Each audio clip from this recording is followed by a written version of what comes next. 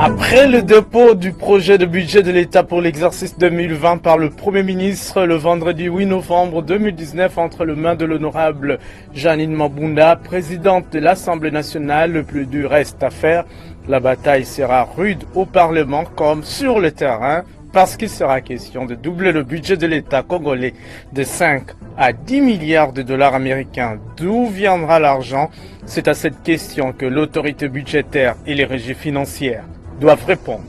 Le système comptable OHADA, c'est une affaire de tout le monde, outre les entreprises. Les universités, instituts supérieurs et écoles secondaires ont aussi besoin d'un renforcement de capacité pour maîtriser cet outil de gestion de comptabilité en Afrique. Voilà pourquoi le COREF Profit Congo s'est chargé de renforcer les capacités des professeurs d'université et autres enseignants du secondaire. Ces titres et bien d'autres vous seront développés dans le corps de ce numéro du magazine Fiscalité et Développement dans une présentation de Ruben Mayuni Ntiakiyunga. Agence Galaxy Media, la passion de développer la RDC. Vous nous avez choisi pour prendre part à la grand-messe des finances publiques en République démocratique du Congo. Madame, Messieurs, vous n'avez pas tort. Bienvenue à cette nouvelle édition du magazine Fiscalité et Développement. Attestation d'assurance régionale, la carte jaune couvre une responsabilité civile encourue par les automobilistes non résidents en passage dans un État membre du marché commun pour l'Afrique australe et du centre COMESA. Cette carte jaune a fait l'objet d'une formation à l'intention des experts d'assurance de l'ARCA, de la SONAS et d'autres sociétés d'assurance agréées en République démocratique du Congo. Images et commentaires. Il est l'un des derniers pays en Afrique ou au monde où l'activité assurantielle était réservée à un seul opérateur. La République démocratique du Congo a depuis mars 2015 ouvert le marché à d'autres opérateurs du secteur. Ce, grâce à la promulgation de la loi numéro 15/005 du 17 mars 2015 portant code des assurances. Mais le chemin reste encore long vu le retard pris pour y arriver. Ainsi, le personnel des sociétés d'assurance est appelé à s'imprégner de toutes les avancées enregistrées dans ce secteur. C'est ce qui explique la tenue de cette session de formation technique en faveur d'une vingtaine d'experts du secteur des assurances sur les régimes de la carte jaune du marché commun de l'Afrique de l'Ouest et du centre COMESA. Pendant 3 jours, soit du 4 au 6 novembre 2019, les experts de l'autorité de régulation et de contrôle des assurances ARCA, ceux de la Société nationale d'assurance, de la Société financière d'assurance, de Rapsure Assurance et d'Activa Assurance se sont familiarisés avec les notions du régime de la carte jaune du COMESA. Le régime de la carte jaune est un système qui est porté par le COMESA et qui permet une intégration économique dans le secteur des assurances, particulièrement pour la protection des usagers en matière de responsabilité civile pour les automobiles. Et donc, avec le COMESA, nous avons jugé opportun de promouvoir et de développer ce système qui permet en fait la libre circulation des automobilistes au sein de la région. Et en ayant cette carte jaune, ça leur permet également d'être couverts lorsque ils circulent dans les pays qui ont adhéré à la carte jaune. Financé par l'Union européenne à travers la cellule d'appui à l'ordinateur national du Fonds européen de développement COFED, dans le cadre du projet d'appui au processus d'intégration économique de la RDC au sein du COMESA, ce dernier permettra d'améliorer la participation de la RDC au programme d'intégration régionale dans le secteur des assurances en facilitant l'utilisation de la carte jaune. La carte jaune est distribuée par les sociétés d'assurance. Notre marché vient d'être ouvert. Nous avons aujourd'hui associé les différentes sociétés agréées pour permettre un développement beaucoup plus large de cette carte jaune qui aujourd'hui n'est offerte que par une seule société, la SONAS, qui avait le monopole sur le marché. Et c'est plutôt un complément et c'est une activité qui est parfaitement en phase de la libéralisation de notre marché. Il y a à peine 6 mois que nous avons ouvert notre secteur des assurances à de nouvelles sociétés. Nous avons déjà plusieurs activités qui sont développées au sein du pays, mais il était également important, considérant la position de notre pays, entouré de 9 pays voisins, de faire également rapidement un renforcement de capacité en matière de la carte jaune, qui est également une couverture régionale et frontalière. Ouvert par le directeur général, c'est le directeur technique de l'ARCA qui a clôturé ses travaux sanctionnés par la remise des brevets aux participants. Faisant d'une pierre deux coups le même jour, le patron de l'ARCA a été reçu en audience par le vice-premier ministre et ministre de l'Intérieur, avec qui il a échangé sur la libéralisation du secteur des assurances en RDC. Alain Kaninda a promis la tenue prochaine d'une formation à l'endroit des policiers appelés à procéder au contrôle des assurances automobiles sur le terrain. Aujourd'hui, la loi, telle qu'elle l'a défini, un certain nombre d'assurances qui sont obligatoires. Je l'indiquais, il y a l'assurance responsabilité civile concernant les véhicules à moteur, donc automobiles, de manière générique. C'est une assurance que la loi impose à tout conducteur, à tout propriétaire de véhicule. Et le contrôle doit être fait par la police. Et donc c'est dans ce sens que nous avions échangé également avec son Excellence pour voir dans quelle mesure, avec les mutations qui se font dans le secteur des assurances et la libéralisation, la police doit avoir une formation qui sera organisée par l'ARCA pour être outillée et pouvoir faire des contrôles qui soient efficaces. La question des assurances peut répondre aux nombreux problèmes d'accidents de circulation. Image signée Fanfan Makitoudoma. Sachez également que le directeur général de l'ARCA a effectué une série de visites d'itinérance dans les sociétés d'assurance agréées en République démocratique du Congo pour se rendre compte du respect des engagements pris par ces sociétés, comment elles sont installées, comment s'effectuent les opérations de terrain et quel personnel y travaille. Nous y reviendrons dans nos prochaines éditions de Fiscalité et Développement avec force et détails. D'une formation à une autre au comité d'orientation de la réforme des finances publiques COREF à travers le projet Profit Congo et grâce à l'appui technique d'Afrique Centre, un atelier de formation sur l'élaboration et la mise en œuvre de la stratégie de la dette à moyen terme vient d'être organisé. L'objectif étant de renforcer les capacités des cadres des ministères des Finances et du Plan, ainsi que ceux de la Banque centrale du Congo en la matière, afin de mieux préparer le plan de financement du budget 2020. Patience Vumilia et Fanfan Makitou pour les détails. La stratégie des dettes à moyen terme, SDMT, est un document très important pour la gestion des finances publiques. C'est dans ce cadre que la mission du Centre régional d'assistance technique du FMI pour l'Afrique centrale, Afritac Centre, sur demande des autorités congolaises, appuie les différentes structures intervenant dans la gestion de la dette publique en RDC, dans l'élaboration de ce document. Objectif poursuivi, améliorer non seulement les pratiques d'élaboration et de mise en œuvre de la stratégie des dettes à moyen terme, mais aussi renforcer les capacités d'analyse prospective des risques relatifs au portefeuille de la dette publique. C'est un document extrêmement important parce que ça évite une navigation à vue de la gestion de la dette qui est vraiment une fonction, un pilier important dans la gestion des finances publiques. Du moment où l'État a des besoins à combler, il va de soi qu'il ait un plan assez coordonné et assez clair et précis sur la façon dont il compte combler ses besoins de financement. Quelle est la meilleure façon de combler les besoins de financement? Et c'est ce que vise ce document, servir de boussole aux autorités pour dire voici nos besoins de financement et voici la manière dont nous comptons combler ces besoins de financement.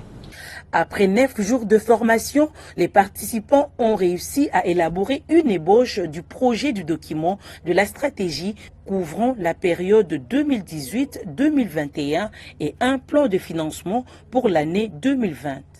Ce qui prouve à suffisance que les notions apprises ont trouvé du répondant. La gestion de la dette doit être optimale. Nous avons des instruments que nous devons utiliser pour que nous parvenions à cet objectif. Je crois que le consultant a eu à les décliner. La gestion de la dette se fixe toujours un certain nombre d'objectifs. Lever des ressources, moindre coût, et puis en minimisant le risque. Et l'instrument qui nous permet d'atteindre cet objectif, c'est justement la stratégie de la dette que nous venions d'élaborer avec l'aide du consultant. Ça nous donne une vision de ce que nous allons faire dans les 5 prochaines années à venir. Accompagnés du coordonnateur adjoint du COREF, les responsables de la mission d'Afritac Centre ont restitué les principales conclusions et recommandations du projet du document de la SDMT au directeur de cabinet du ministre des Finances pour un suivi de leur application. Il s'est agi de faire la restitution sur le projet de document de stratégie de dette à moyen terme que les services du ministère des Finances élaborent. Qui est le plan que l'État compte mettre en œuvre pour pouvoir couvrir les besoins de financement de l'État à moins de coûts, à un niveau, tout en maintenant le niveau de risque à un niveau acceptable. Donc dans ce cadre, il s'agit de voir les sources de financement, dont les bons du Trésor. Il y a le projet de budget qui est en cours de discussion et les besoins de financement seront dégagés. Comment l'État va couvrir ces besoins avec des instruments de financement pour maintenir les coûts à un niveau bas, sans prendre trop de risques dans le portefeuille. Rappelons que cette formation a été organisée par le comité d'orientation de la réforme des finances publiques COREF sur financement de la Banque mondiale à travers le projet Profit Congo. Toujours au COREF, 100 inspecteurs, professeurs de comptabilité de l'enseignement primaire, secondaire et professionnel, ainsi que de l'enseignement supérieur et universitaire, ont été formés pendant 5 jours sur les systèmes comptables OHADA révisés. Débuté le lundi 4 novembre, cette formation s'est clôturée le vendredi 8 novembre 2019 au centre Caritas Congo dans la commune de la Gombe. Le renforcement des capacités de ces enseignants en comptabilité devrait donc permettre leur mise à niveau en intégrant les innovations du droit comptable OHADA. Ce séminaire de formation a été appuyé par le projet de renforcement de la redevabilité de la gestion des finances publiques Profit Congo, coordonné par le comité d'orientation de la réforme des finances publiques COREF. C'est ce que nous disent en tout cas Jocelyn Baba et Céline Boumba dans ce reportage. 5 jours ont suffi aux inspecteurs, enseignants de comptabilité des sections commerciales de gestion de l'enseignement primaire, secondaire et technique et ceux de l'enseignement supérieur et universitaire pour apprendre et maîtriser les systèmes comptables OHADA révisés. Une formation débutée le 4 novembre 2019 au centre Caritas Congo dans la commune de la Gombe. Formation assurée par les experts du Conseil permanent de la comptabilité au Congo, CPCC, grâce au financement du projet de renforcement de la redevabilité et de la gestion des finances publiques Profit Congo, sous la coordination du comité d'orientation et de la réforme des finances publiques COREF. Pour le secrétaire général du CPCC, William Mbouya, l'attention des formateurs doit se focaliser sur les différentes innovations du système comptable OHADA révisé. Le mettre à diapason avec le système comptable OHADA révisé. Comme vous le savez, le système comptable OHADA a été révisé depuis 2017 et nous avons une nouvelle version. C'est pourquoi nous voulons renforcer les capacités de nos formateurs dans le domaine et nous avons commencé ce séminaire qui prendra 5 jours. Alors, dans l'ensemble, je venais de faire un panorama sur ce qui a changé. Les séminaristes ont remercié les organisateurs et disent être satisfaits de la qualité des enseignements reçus pendant 5 jours. Il était question que nous puissions d'abord être informés des innovations qu'il y a eu, c'est-à-dire la révision du système comptable OHADA. C'était une formation à la hauteur. Nous, en tant qu'enseignement supérieur, nous sommes obligés de mettre le produit sur le marché. Et ce produit-là est obligé de vivre l'effectivité. Nous avons suivi une formation vraiment de haute facture, comme nous avons souligné dans notre mot, sur l'acte uniforme et révisé. L'acte uniforme portant sur les droits comptables et l'information financière. Cette formation organisée en faveur de ces professionnels de l'enseignement va leur permettre de mettre à jour les cours de comptabilité enseignés aux élèves et étudiants, car ils sont tenus à maîtriser dès maintenant les systèmes comptables OHADA révisés. Une formation en faveur des inspecteurs et enseignants du secondaire qui doivent s'imprégner sur le système comptable OHADA révisé. Il était important que les enseignants du secondaire ainsi que les inspecteurs d'enseignement secondaire s'imprègnent de ce nouveau processus du Cisco OHADA révisé afin d'en assurer une large formation auprès de nos étudiants, auprès de nos élèves du secondaire. La province de Kinshasa compte plus de 50 écoles organisant la section des sciences commerciales dans les 4 provinces éducationnelles. Pendant ces 5 jours, les séminaristes, tous enseignants de la comptabilité et provenant de 50 écoles organisant la section commerciale et gestion, dans les 4 provinces éducationnelles de Kinshasa, à savoir Funa, Tchangu, Moamba et Lukunga, ainsi que des inspecteurs des sciences commerciales et des enseignants de l'enseignement supérieur et universitaire, ont suivi les modules suivants. 1. Panorama du système comptable OHADA révisé, innovation et nouveauté. 2. Traitement comptable relatif au compte de bilan, innovation et nouveauté. 3. Traitement comptable des provisions et dépréciations en Cisco OHADA révisé. 4. Traitement comptable relatif au compte de gestion, subventions et aides publiques. Des brevets de participation ont été remis aux récipiendaires et la même formation va se poursuivre à l'intérieur du pays.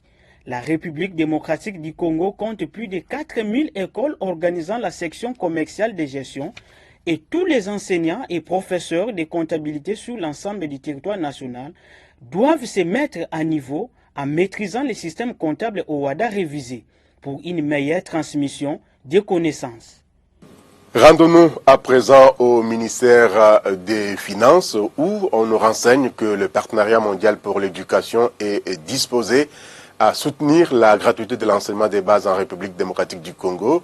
C'est qui ressort donc de l'audience accordée par le vice-ministre des Finances, Junior Mata Melanga, à la directrice générale du partenariat mondial de l'éducation, Alice Albright. C'était mardi 5 novembre 2019. Les discussions entre les deux personnalités ont tourné autour de subventions pour garantir cette gratuité de l'enseignement des bases en République démocratique du Congo.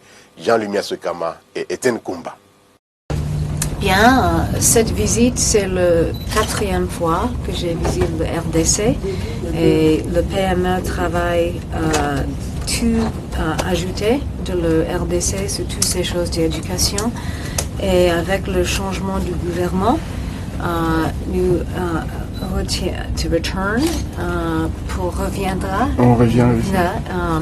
pour discuter du niveau à le grand niveau, toutes les discussions sur la stratégie éducative et financière avec l'annoncement de la gratuite. C'est un moment très important pour ce pays, gratuite, pour améliorer les questions d'accès, de qualité de l'éducation dans le pays. Le PME a toujours appuyé la République démocratique du Congo dans le secteur de l'éducation, comme il est fait d'ailleurs dans beaucoup d'autres pays. Et pour l'instant, nous sommes en train de travailler sur un don, une subvention du PME qui existe déjà, et nous sommes en train de peaufiner la stratégie avec le gouvernement et les techniciens, les experts en la matière, pour voir comment est-ce que ces fonds peuvent être mieux utilisés et prendre en compte essentiellement les questions récentes concernant la gratuité de l'éducation. Et puis, l'administrateur de la Banque africaine de développement pour l'Afrique centrale a bouclé sa mission de consultation et d'information en République démocratique du Congo.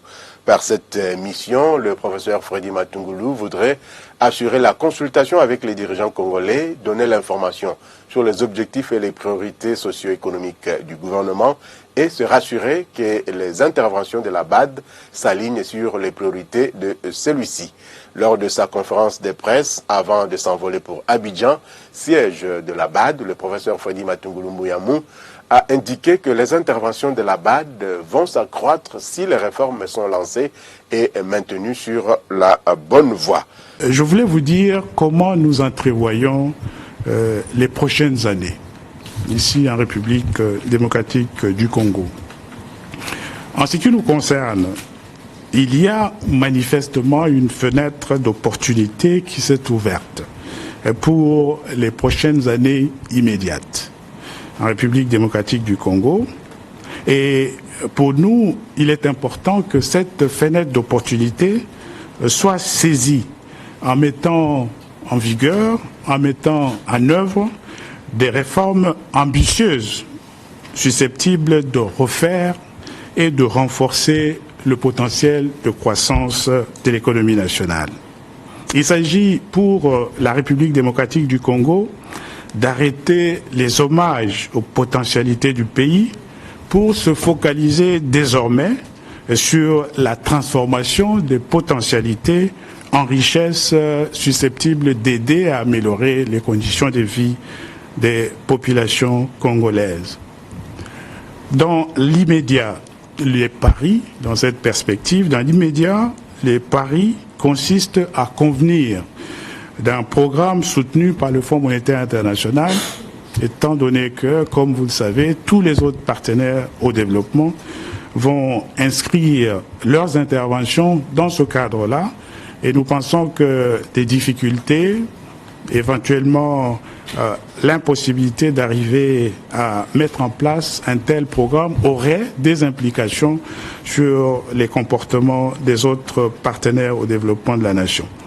En ce qui concerne les interventions de la Banque africaine de développement dans cette perspective, je crois que c'est important de dire clairement que si les réformes sont lancées et maintenues sur la bonne voie, la Banque africaine de développement interviendra davantage, en tout cas beaucoup plus qu'elle ne l'a fait dans le passé, en faveur des efforts de développement déployés par les autorités elles-mêmes.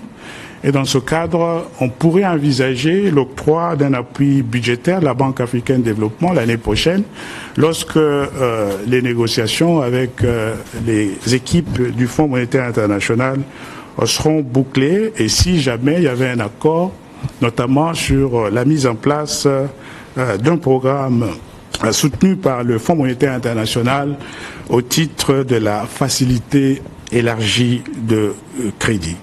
Et si nous nous inscrivons dans cette logique de réforme exécutée avec sérieux et maintenue sur la bonne voie, tout naturellement, même en matière de projet, on devrait pouvoir être à mesure d'envisager davantage d'interventions de la Banque africaine de développement. Je ne savais pas que notre pays était considéré comme étant un champion des réformes.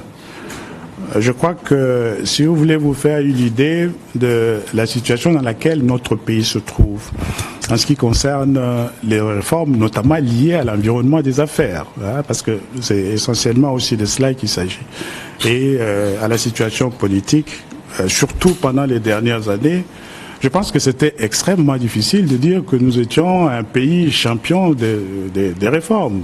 Il s'agit de l'environnement dans lequel les opérateurs économiques finalement déploient leurs activités.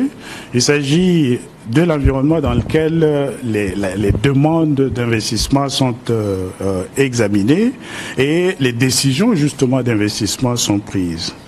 Actualité de la primature à présent, le Premier ministre Sylvestre Ilunga Ilunkamba a déposé vendredi 8 novembre dernier au bureau de l'Assemblée nationale le projet du budget de l'État pour l'exercice 2020. Le chef du gouvernement congolais a été au four et au moulin la semaine qui vient de s'achever pour trouver des solutions idoines aux problèmes socio-économiques et politiques du pays. Voici les condensés de la semaine du Premier ministre dans ce commentaire de Patience Vumilia sur les images de nos confrères du service de communication de la primature. Le pays dispose désormais d'un projet de budget pour l'exercice 2020 de plus de 10 milliards de dollars américains équilibrés en dépenses et en recettes. Le Premier ministre Sylvestre Ilunga Ilukamba, accompagné du vice-premier ministre du budget Jean Baudouin Mayo et du ministre de Finances José Célia Lagouli, est allé le déposer le vendredi 8 novembre au bureau de l'Assemblée nationale sous la conduite de la présidente Janine Mabunda. C'est un budget qui reprend toutes les préoccupations qui ont été exprimées dans le programme du gouvernement que j'ai présenté, qui a été validé par l'Assemblée nationale. Toutes les préoccupations se retrouvent dans le budget. Stabilisation du cadre macroéconomique en RDC, le Fonds monétaire international se dit prêt à soutenir le gouvernement congolais dans la finalisation du programme macroéconomique à moyen terme et le plan de réformes structurelles. Mauricio Villafuerte, conseiller au département Afrique du FMI en mission à Kinshasa, l'a dit au chef du gouvernement, ce avant d'annoncer la reprise de la coopération structurelle avec la RDC avant la fin de cette année ou au début de l'année 2020. Une délégation de la Banque africaine de développement BAD, conduite par l'administrateur de la RDC à la BAD, Matungulu Mbouyamu Ilankir, a échangé avec le Premier ministre sur la situation du pays et la coopération entre la BAD et la RDC.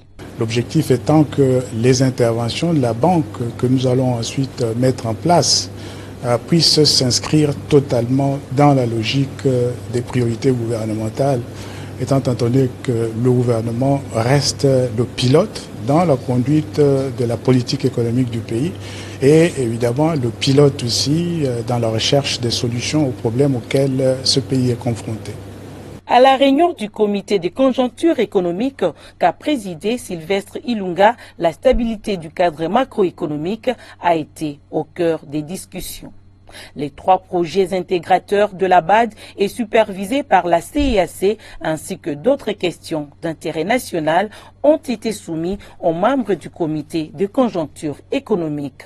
La RDC attire l'attention des investisseurs étrangers. Au courant de la même semaine, le chef du gouvernement a reçu en audience la délégation de l'entreprise Loano Grande Propriété SARL qui est venue lui présenter des projets d'investissement en immobilier en République démocratique du Congo. Le financement de la gratuité de l'enseignement de base en RDC a été au cœur des échanges entre le directeur de cabinet du Premier ministre Kabuya Kalala et Alice Albright, directrice générale du Partenariat mondial pour l'éducation mondiale, qui s'est faite accompagner du ministre d'État de l'EPSP, Willy Bakonga.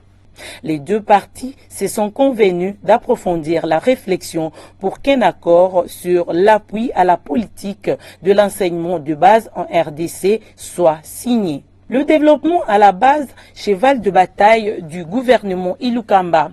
C'est pour cette raison que le Premier ministre a échangé tour à tour avec les caucus des députés nationaux et sénateurs des provinces du Tanganyika, du Haut-Katanga ainsi que du Sud-Ubangi. Objectif, s'imprégner des difficultés socio-économiques et sécuritaires que traversent les fils et filles de ces provinces en vue de proposer des solutions appropriées.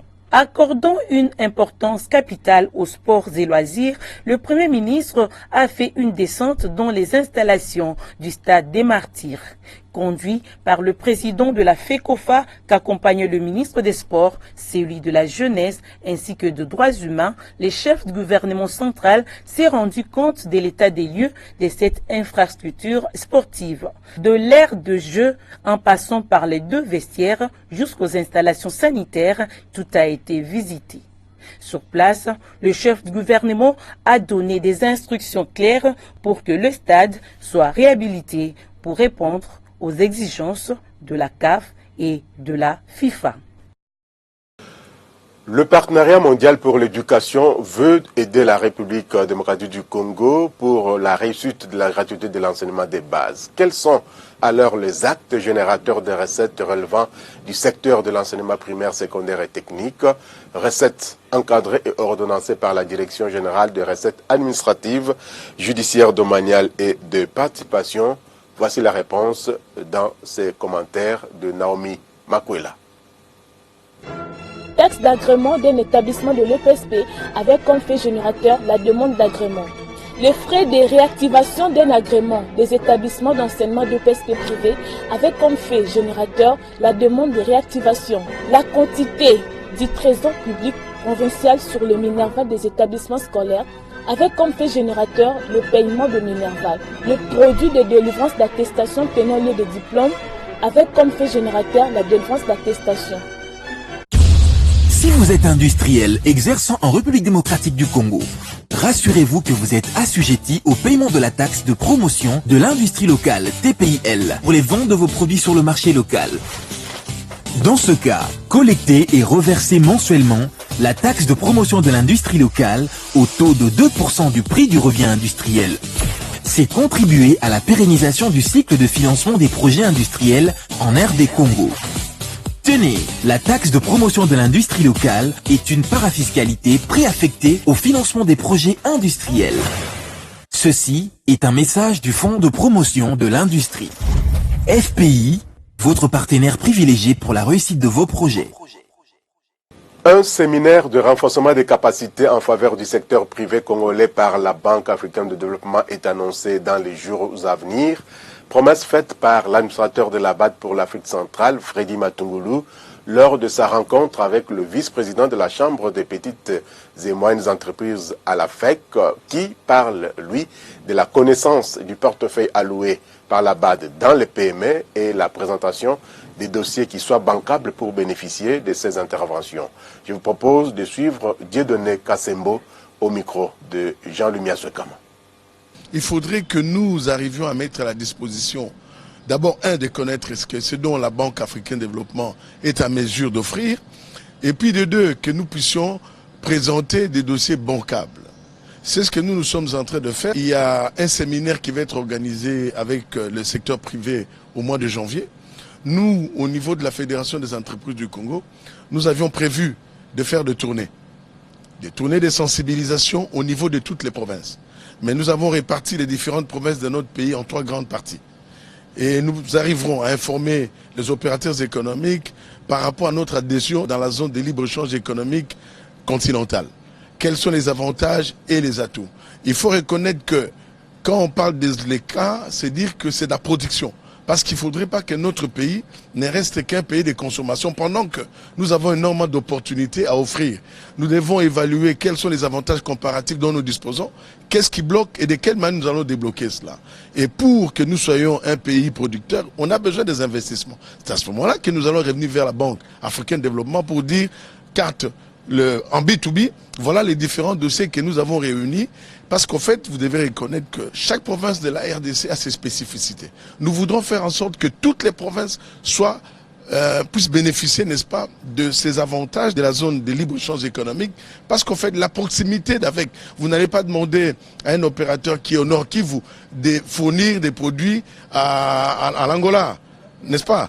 Pendant que le coût de transport risquerait d'être élevé. Nous allons voir par exemple si, par rapport aux produits qu'il faudrait vendre en Angola, quels sont les opérateurs qui sont alignés soit à Kinshasa ou dans les Congo central, sont à mesure de pouvoir faire par rapport aux avantages comparatifs liés à cet environnement. Et puis, les opérateurs économiques membres de la Fédération des entreprises du Congo FEC ont été édifiés sur l'existence de 2 produits de la société Logico-ADA, en l'occurrence les logiciels X2O Soft et X2O Lite, 2 logiciels intégrés de gestion et de comptabilité conformes aux droits comptables OADA auxquels la République démocratique du Congo a adhéré. Ces logiciels facilitent donc une bonne tenue des opérations comptables en un temps record et à moindre coût. Je vous propose d'écouter le chargé de marketing et commercial de la société Logico-ADA qui donne ici les spécificités de ces 2 logiciels. Il est au micro de Michel Wangi. Nous avons présenté ces logiciels qui sont les meilleurs produits sur le marché en ce qui concerne la gestion d'entreprise. En termes de qualité, premièrement, parce qu'en fait, ils tiennent compte de la spécificité de la comptabilité congolaise, mais aussi en termes de rapport qualité-prix. Il n'y a pas un meilleur produit sur le marché que le nôtre, mais aussi en termes de prix, nous avons le meilleur coût. Lorsqu'il y a un client qui vient vers nous, nous faisons des démonstrations. Donc le client exprime son besoin, nous allons vers lui pour faire une démonstration, lui expliquer comment fonctionne le logiciel. Mais après achat, il y a une formation qui s'ensuit. Tous nos produits sont vendus avec la formation et aussi à part la formation, il y a une période de prise en main qui va s'en suivre pour permettre à l'utilisateur de comprendre. Du reste, nos logiciels sont très intuitifs, très simple d'utilisation, l'interface est très adaptée à l'utilisation. Il n'y a pas besoin d'être comptable pour arriver à utiliser nos logiciels. Il suffit juste de savoir écrire, savoir lire le français et savoir calculer. Donc le reste, pas besoin d'être comptable pour comprendre l'utilisation de nos logiciels. Et effectivement, tous nos logiciels sont vendus avec la formation. Le logiciel XDO Soft vient avec tous les plans exigibles par OHADA. Tous les rapports, notamment les TFT, le compte des résultats et les bilans.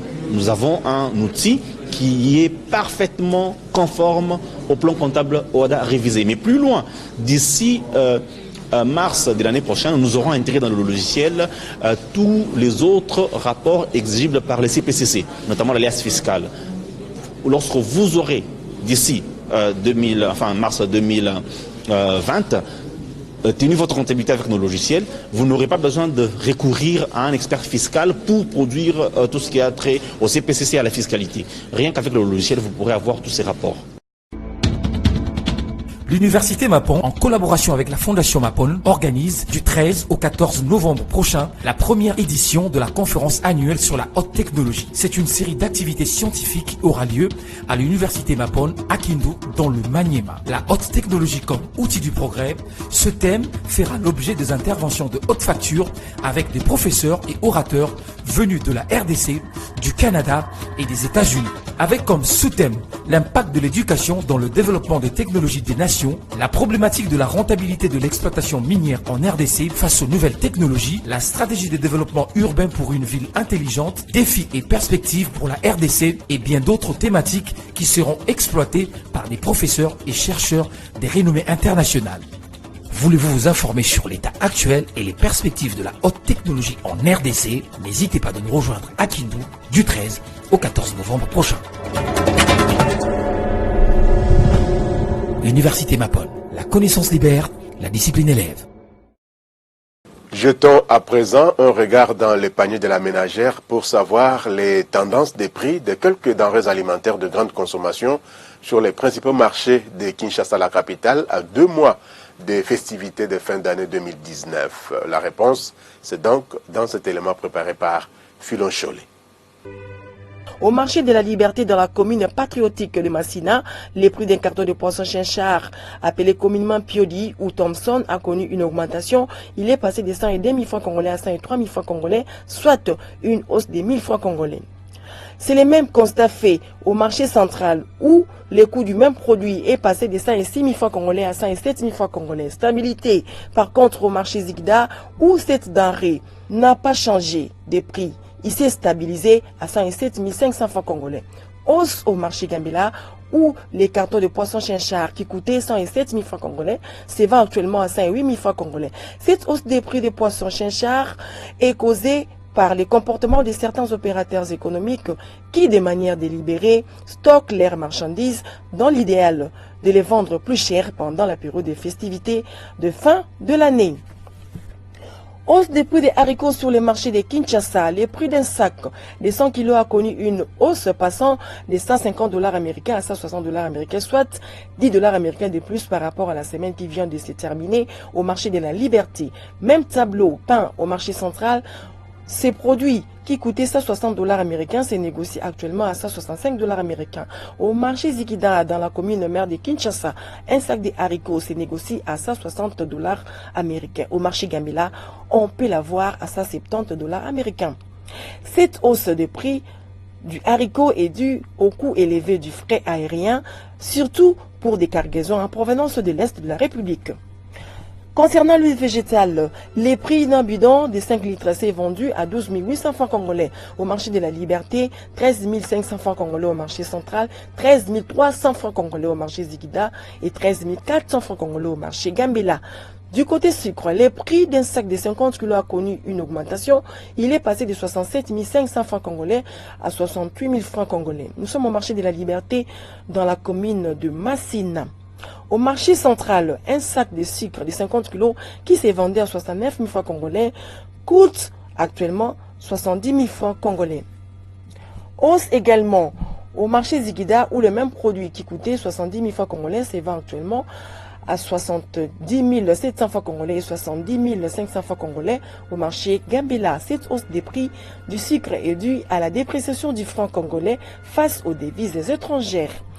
Bouclons ce tour d'horizon des prix avec le manioc où les prix d'un sac a connu une hausse passant de 90 000 francs congolais à 100 000 francs congolais au marché de la Liberté. Au marché central, les prix est passé de 95 000 francs congolais à 105 000 francs congolais. Au marché Zigida, on peut l'acheter à 110 000 francs congolais. Au marché Gambela, dans la commune de Kassavubu, un sac de foufou moyen en provenance du Congo central coûte actuellement 100 000 francs congolais. Cette hausse des prix du manioc est due à sa rareté sur les marchés justifiée non seulement par la multiplicité des taxes auxquelles sont confrontés les commerçants, mais aussi et surtout à l'état de délabrement de routes de dessertes agricoles. Voilà donc les tendances des prix de quelques denrées alimentaires de grande consommation sur les différents marchés de Kinshasa. En ce qui concerne la santé de la devise nationale, le Mwanampo, sachez que la centrale du Congo a indiqué au vendredi 8 novembre 2019 $1 américain à 1654,80 francs congolais, 1 euro à 1836,10 francs congolais et 1 franc CFA à 2,799 francs congolais. Au samedi 9 novembre 2019, au parallèle cette fois-ci, les taux étaient à 1650 francs congolais le dollar américain dans la plupart des communes de Kinshasa et à 1695 francs congolais au centre-ville de la capitale congolaise, précisément sur l'avenue Tombalbaye dans la commune de la Gombe. À l'aéroport international d'Njili, le taux demeure inchangé à 1600 francs congolais, 1650 francs dans plusieurs supermarchés de la capitale. À Ikela, dans la province de la Chuapa, le roi dollar s'est négocié à 1600 francs congolais, 1650 francs à Likasi dans la province du Haut-Katanga et à Goma dans la province du Nord Kivu. À Mbandaka dans la province de l'Équateur et à Matadi dans le Congo central, il vous faut 1660 francs congolais pour obtenir $1 américain. Enfin, le pic du taux de change a été observé à Kisangani dans la province de la Chopo où la devise américaine a valu 1670 francs congolais. Cette situation est due, selon les informations en notre possession, à l'abondance du franc congolais causant la rareté de la devise américaine sur le marché. Et puis sur le marché international, sachez que le prix du baril du pétrole est en hausse de 0,63% à Londres, coûtant $62,54 américains, mêmement à New York où le même baril s'est vendu à $57,36 américains, soit une hausse également de 1,38%. La tonne du cuivre a coûté $5 940,70 américains, en hausse de 1,5%. Stabilité par contre de la tonne du cobalt qui a terminé la semaine à 35 500 points.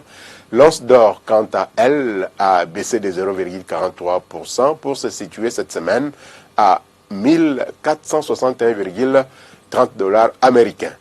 Côté produits agricoles, moins 0,40% pour la tonne du maïs qui s'est vendue à $377 américains, plus 0,60% pour la tonne du riz qui a coûté $11,80 américains et moins 1,26% pour la tonne du blé qui s'est négociée, elle, à $510 $ américains. Et puis, à 109 $ américains, le prix de la tonne du café s'est apprécié de 1,34%. Celle du cacao en a gagné 2,41%, se vendant à 2503 $ américains. Et enfin, la tonne du coton a bouclé la semaine en hausse de 1,62%, se vendant à 65 $ américains.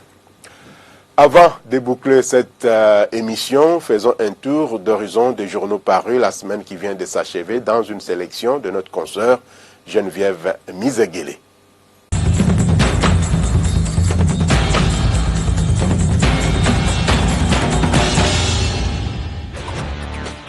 Ouvrons cette revue de presse avec les libres débats qui titrent à l'intérieur de ce page 800 millions de dollars de financements chinois consommés pour la réalisation des projets visibles.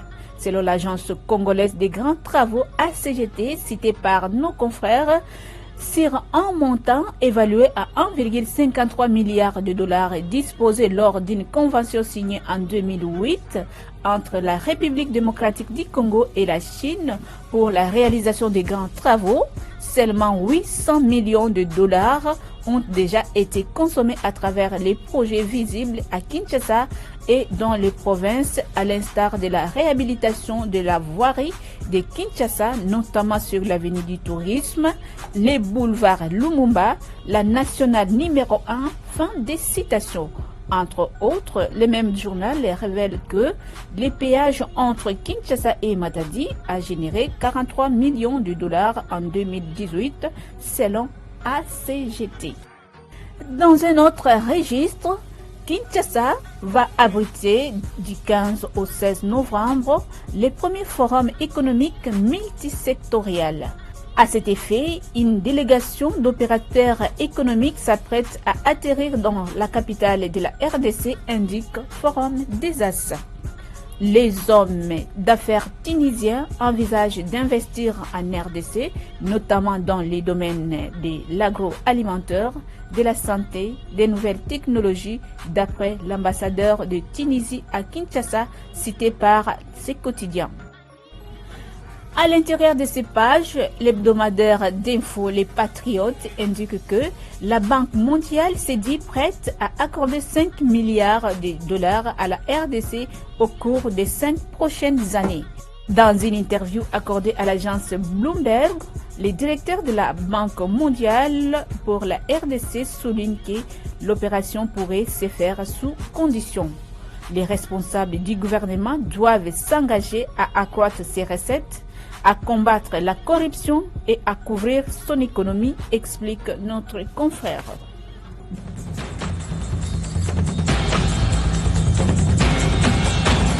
Bouclons cette émission avec une page noire. Décédé le 25 octobre dernier, le directeur provincial de la DGDA Maniema a été inhumé lundi 4 novembre 2019 à la nécropole entre terre et ciel dans la commune de Lantélé. Peu avant le départ du cortège funèbre pour l'enterrement, la communauté douanière, avec à sa tête le directeur général de Rogwiza Maguera, lui a rendu les derniers hommages à la Direction générale des douanes et axes DGDA. Retour sur ces obsèques émouvants du directeur Ernest Kassondimbois dans ce reportage de Michel Wangui et Fanfa Makitou. Ernest Kassondimbois, c'est lui. Ces images ont été tournées à Kindu, fin juin 2016. 3 ans après, c'est l'irréparable qui est arrivé. Les voici sur notre forme. Les corps inertes dans ces corbillards, c'est lui. Comme pour dire, le destin de l'homme reste entièrement entre les mains de Dieu, maître de l'univers.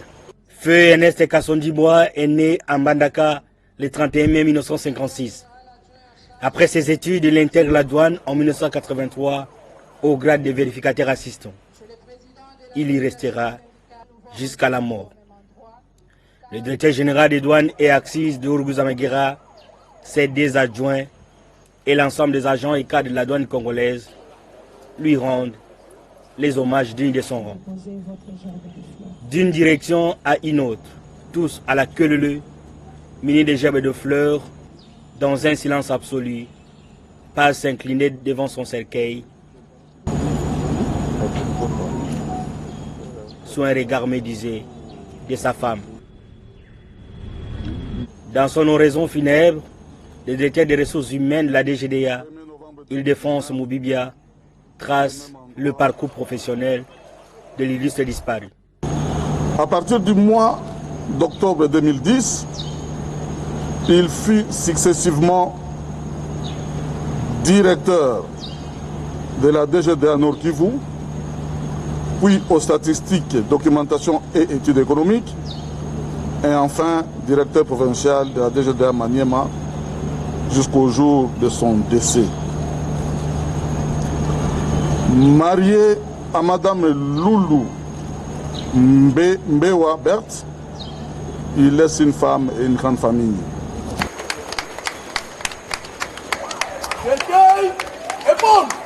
C'est sur un tonnerre d'applaudissements que les cortèges funèbres quittent la DGDA, destination cimetière de Nouveau-Port, entre terre et ciel, où il reposera pour l'éternité.